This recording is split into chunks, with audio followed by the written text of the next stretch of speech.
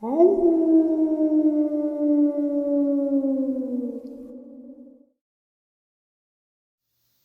and salutations, everyone, and welcome back to tonight's night-ending bonus upload. Before we jump into it, a couple links. As many of you know, I rely on Patreon, PayPal, channel membership, and the merch to help the channel to continue to grow and go. Links to Patreon, PayPal, and channel membership is in the description below. Merch displayed directly under the video. Also, Dogman Frightening Encounters, Volume 1 through 3, the audiobook versions. They were written and researched by Tom Lyons, narrated and produced by me, Jeff Nadolny. Those audiobooks are available on Audible, Amazon, and iTunes, links to which are also in the description as well. And finally, last but definitely not least, if you'd really like to help support the channel to continue to grow and go, simply subscribe. It doesn't cost a cent. Click that like button, takes half a second. If you don't want to miss out on any of the informative uploads I put out daily, click that bell icon, and folks, please leave a comment. Why? Well, because all these things really do help the channel to continue to grow and go. And yes, folks, they definitely do matter. Now, everyone, I have taken far too much of your time. Let's jump in to tonight's night-ending bonus, shall we? Today's first encounter. Hello all, this is something I encountered when I was about 9 years old in the late 2005, early 2006. My memory is a little fuzzy on it. We moved into this modular home, think a trailer, but on an actual brick foundation in a rural area of Virginia in the summer of 2004. It was myself, my mom, my dad, my older sister, her husband, and their child, my niece. I stayed home alone a lot after school and on the weekends due to everyone having to work, and my niece going to her babysitter's house. It was never big of a deal because my grandma lived across the driveway.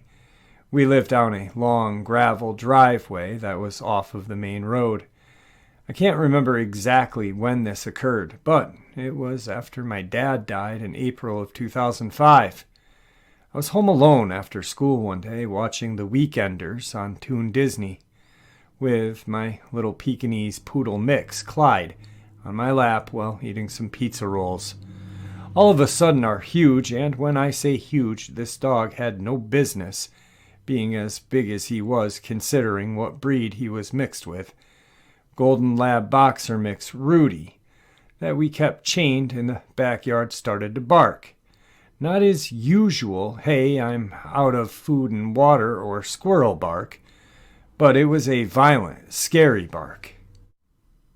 I looked out of the back sliding glass door that goes to the backyard and saw him at the end of his chain trying to break loose and get at something in the woods. I can't really see what he's trying to get at until all of a sudden this creature walks out of the woods and stops right at the tree line. It was about 4 feet tall, walking on all fours. Its body was similar to a bear. It had brown fur, but its face was the most distinct feature. It was solid white, complete flat. It had 2 black slits where its eyes would be. No kind of nose was seen, and its mouth just hung open. A black void with no tongue or teeth that I could see from where I was. It looked in my direction, and I remember just being overcome with fear and dread when it looked over at me. I started to shake. I was so scared before I could even get off the couch to get to the landline to call my mom. It slowly backed into the woods. Rudy was barking and growling the entire time it was standing there, which was about 2 minutes total. And for at least 10 minutes after it left my sight before he finally calmed down. I called my mom, my sister, my Bill, my aunt, my uncle that lived behind my grandma, and then my grandma before somebody would answer. She told me to walk over, but I was too scared to go outside, so she came and got me. As a kid, I called it the white-faced anteater, and my family just dismissed it as me seeing things, even though my dog had seen it as well and was trying to get at it. My uncle told me it was probably a big-ass possum, but I knew damn well what a possum looked like, and this was no possum. To this day, I'm 23. I still have nightmares where all I see is this thing standing in my yard at the tree line staring at me. I always wake up screaming and sweating, and my girlfriend has to console me. Today's second terrifying encounter from the woods. This happened in the late 70s, as far as my dad can remember. Around 78, 79, when he was a teen out hanging in the woods with his friends. This was a ways outside of Meridian, Texas on a fall evening.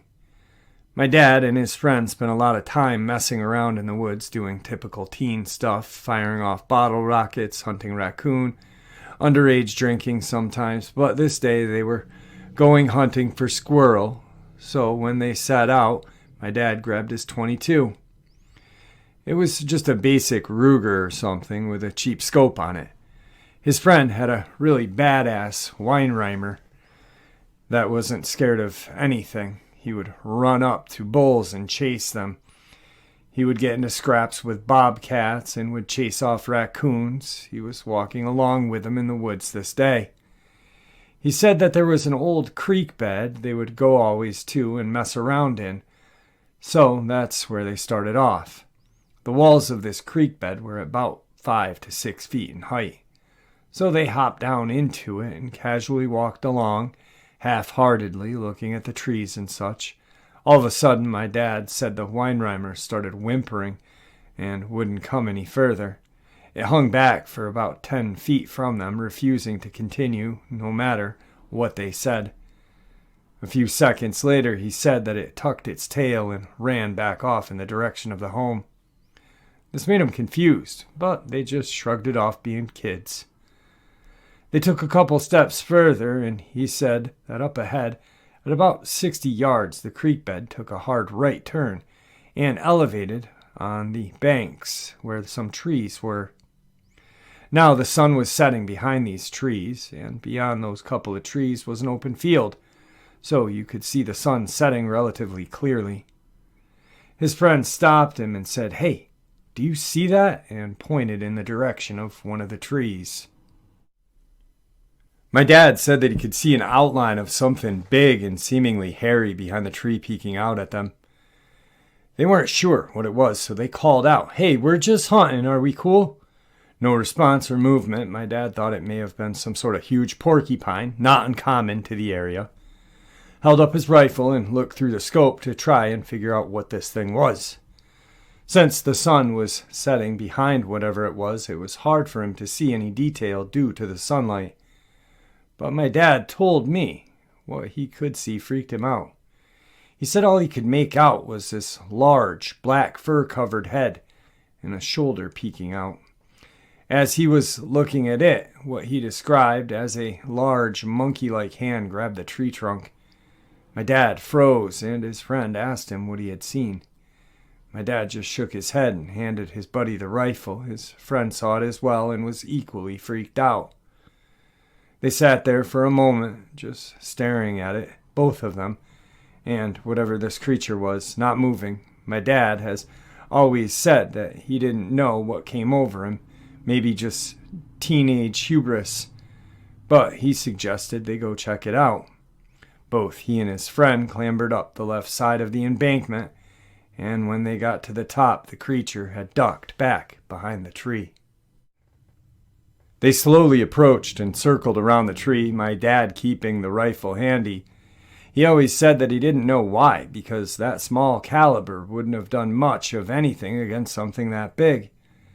They both circled around the tree, and it turned out that there was nothing there. It was just gone. They didn't know where something that big could have run off to in such a short amount of time without them seeing it. But nevertheless, they checked the area out just to see if they could find any signs of what this creature was. Turns out they found 2 depressions where this thing had been standing. But due to fall leaf litter, there wasn't any definition to the tracks. He did say that whatever it was big and heavy. The tracks were about 12 to 14 inches in length.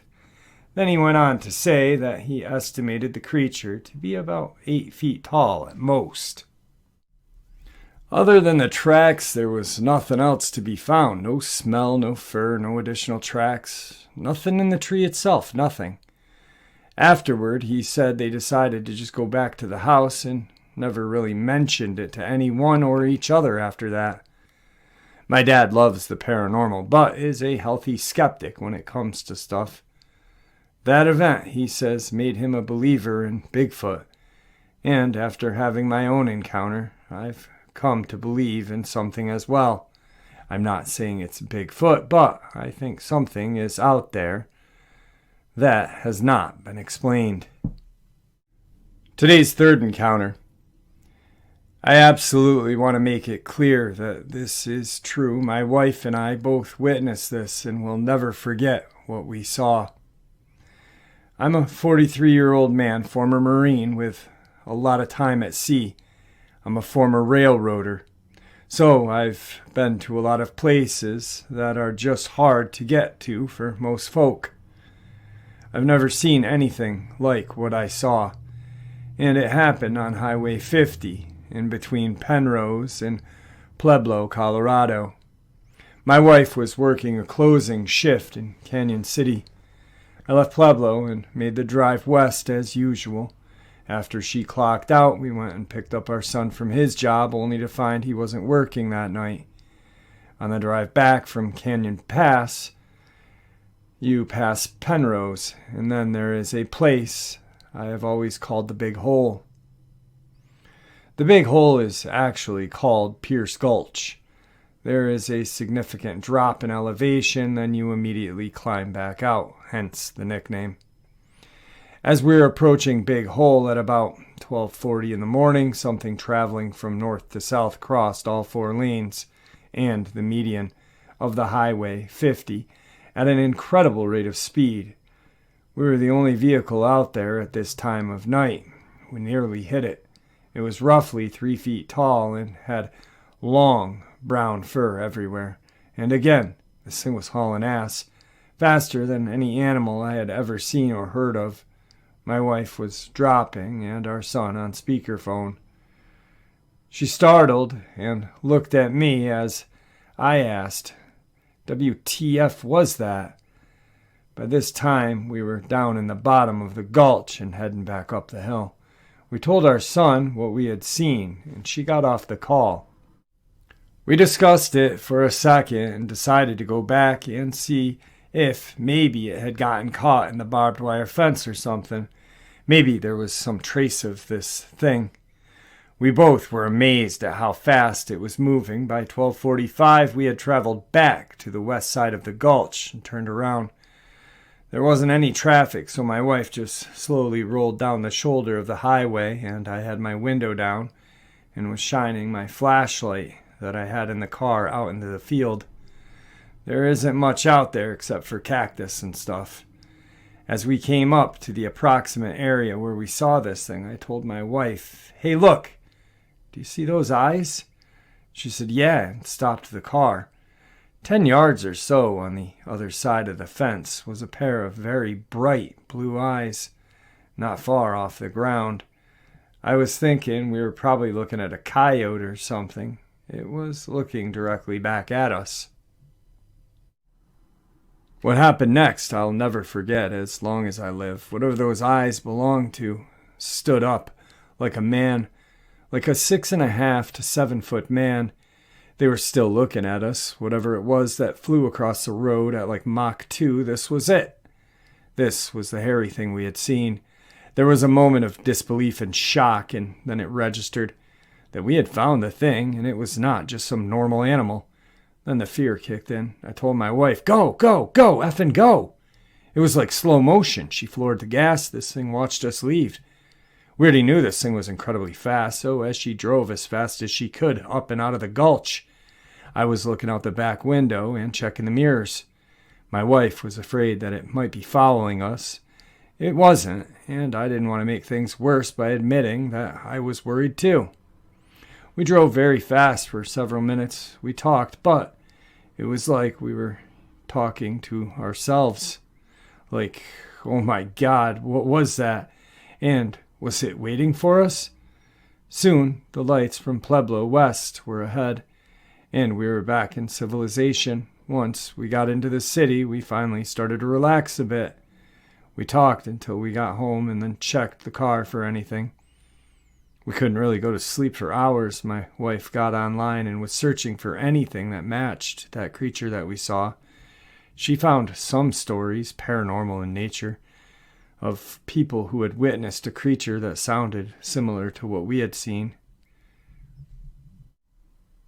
My wife does work that shift sometimes still, and on our way out to Canyon City, we've stopped and looked around, and we haven't found any evidence of this thing yet, but if we do, I'll let you guys know. Today's fourth experience. This is my experience. 7 years ago, myself and my wife purchased a property, 11 acres of woods, in a rural part of northeastern Minnesota. The woods were connected to a larger acreage of fields and woods of about 160 acres, and although sparsely populated, the land is near a fairly busy state highway. There are some housing developments in the area, but they are 3 to 4 miles away, and the majority of the land all around our property is farm fields, woods, and rivers. It's remote, but with towns so close, I wouldn't call it wild by any means. I'm mentioning this because I've heard many Native American legends of things in the deep northern woods of Minnesota and Canada, but the area in which we live is not that. Rural, yeah, but not the endless north woods. As I stated, I am not a believer in the supernatural, and have never been afraid of the woods or the outdoors, even though I have a healthy sense of caution and respect for large bears, moose, wolves, and other potentially dangerous wildlife. I'm also an avid hunter and mountaineer, and I've experienced many nights in the wilderness. I've had numerous encounters with dangerous animals or situations, so I'm not spooked easily. Knowing my state of mind is important to this because many so-called supernatural encounters can be explained by people with an already high belief, anxiety, or fear. And that's not me. Well, it all changed after the first few weeks of moving in. The house and land had been abandoned for a couple of years due to a foreclosure, so a lot of work needed to be done to get it back into shape. Wildlife have grown accustomed to no human presence, and black bears frequently roamed the yard at night, along with many other woodland creatures. We also found a lot of bones scattered throughout the woods, and coyotes were abundant. One night during those first few weeks, we had a rainstorm. I wasn't worried about a broken downspout potentially causing a basement leak.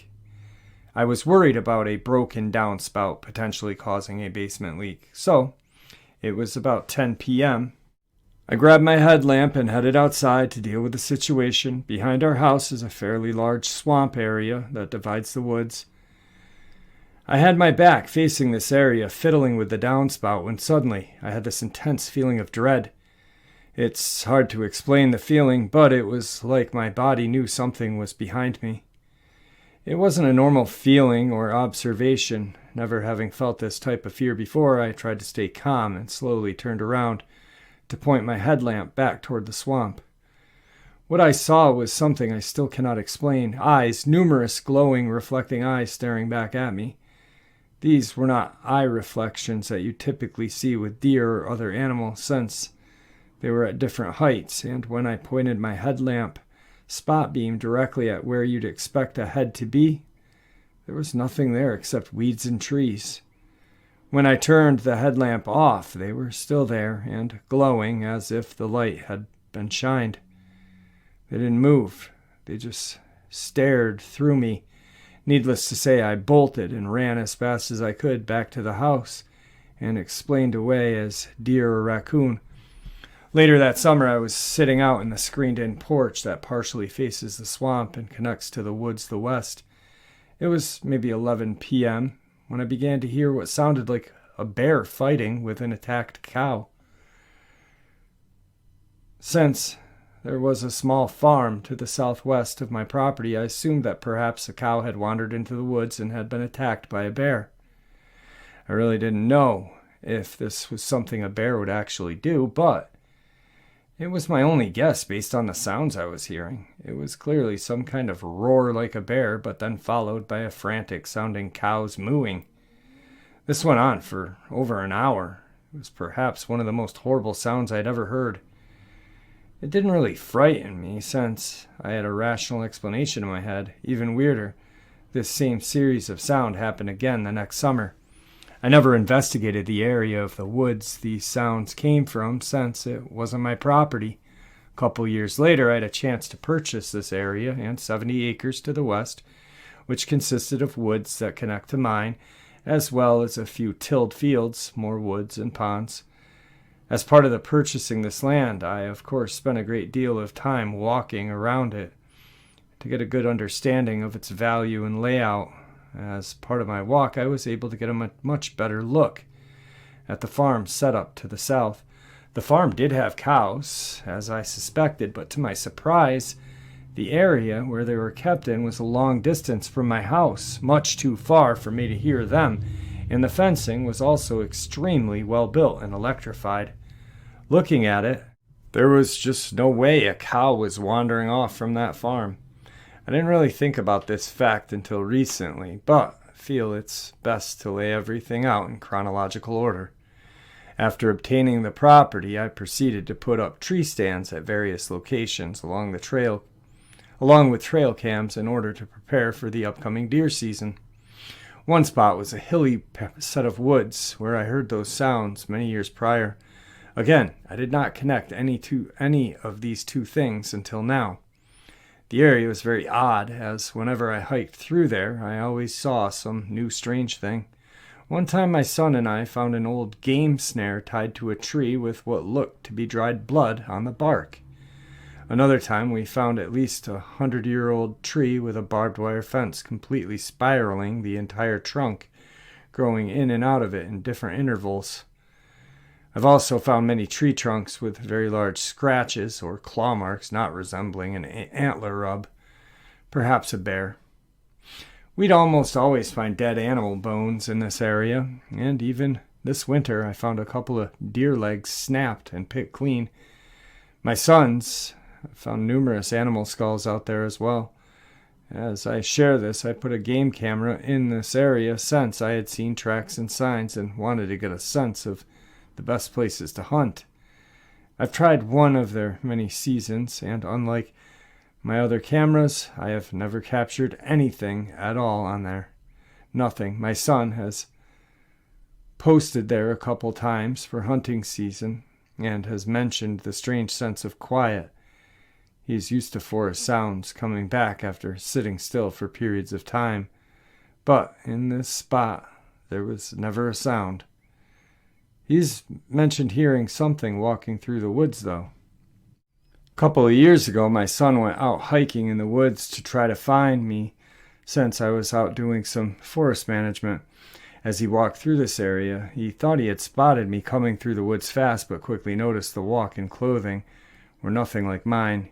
He said the person he had saw did not notice him at all, and seemed to be walking in a straight line, like they had tunnel vision. Seeing someone in this part of the woods in their direction of travel didn't make any sense at all. There'd be no reason anyone would be out here. Deep ravines and an uncrossable river. After he found me and explained what he had seen, I quickly went over to investigate to see our trespasser. I hiked quick for a while, but I never found anything or anyone. If someone was there, they either got picked up on the road or vanished. That same year, my son had a friend over, and they went late afternoon walk to the woods.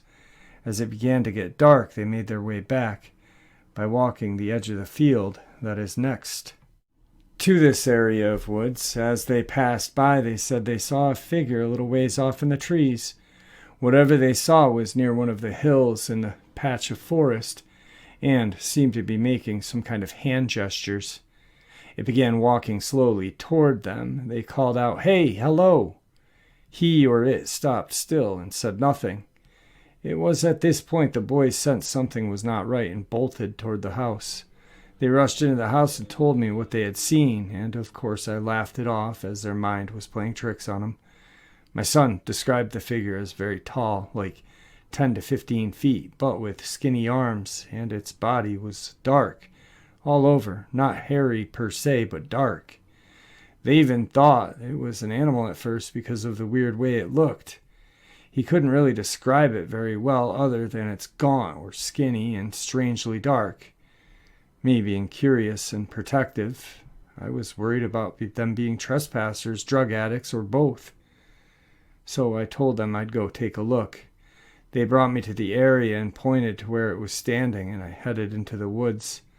Since it was winter and there was snow on the ground, I thought it'd be easy to locate the tracks of whatever this was and find out where it had come from or went to. When I got to the spot, there was not a single track or disturbance in the snow. There was no way an animal or man could have been in that area.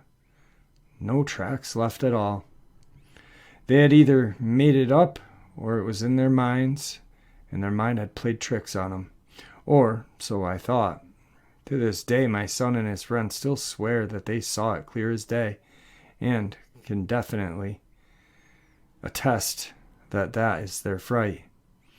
My wife has also experienced strange thrashing sounds and other feelings of dread or being watched in parts of the woods, and generally refuses to go anywhere outside of the house.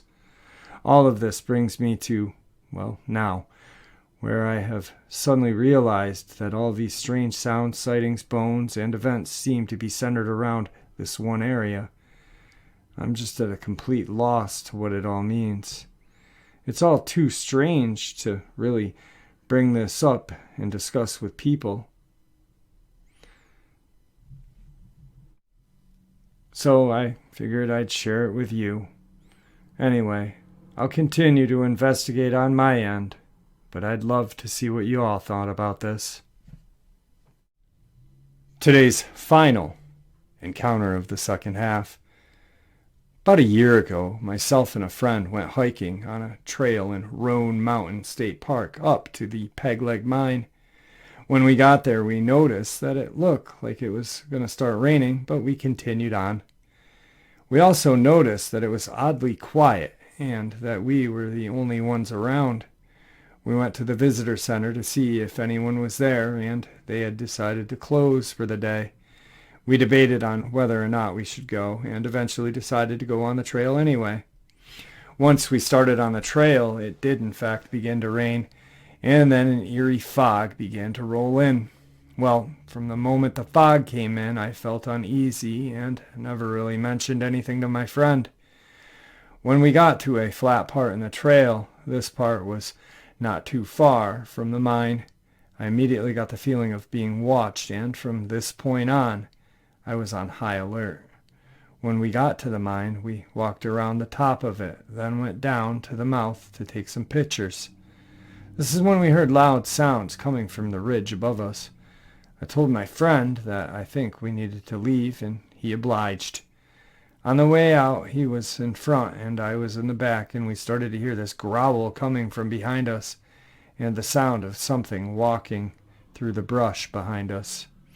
I told my friend to stay calm and keep his eyes on the trail ahead of us, and that when we could see a building of the visitor center to run. At this point he was freaking out, and I was trying to keep him calm. When we rounded the trail where you could see the building, we bolted, and the thing behind us came after us. We ran out of the tree line, but the creature behind us would not leave the tree line, so we could not see what it was. We did not stick around long, though. We ran to our vehicles and tore out of the parking lot. We still talk about it to this day, and we are still unsure of what chased us. My parents thought I was crazy, and others told us we imagined the whole thing. The ones did believe us told us that it could have been, I don't really know, some sort of Native American folklore. I'm just thankful we made it out of there alive. All right, folks, I hope you all enjoyed this night ending bonus upload as much as I enjoyed sharing it with you. I'd like to thank you all for supporting the channel. It is your support, after all, that helps the channel to continue to grow and go. And honestly, what gives people a place to share their experiences, ideas, and theories, judgment and ridicule free. Thank you. Everyone stay safe, happy, healthy, and ever vigilant, keeping an eye on our children, pets, family, and friends. These creatures are real. They're out there.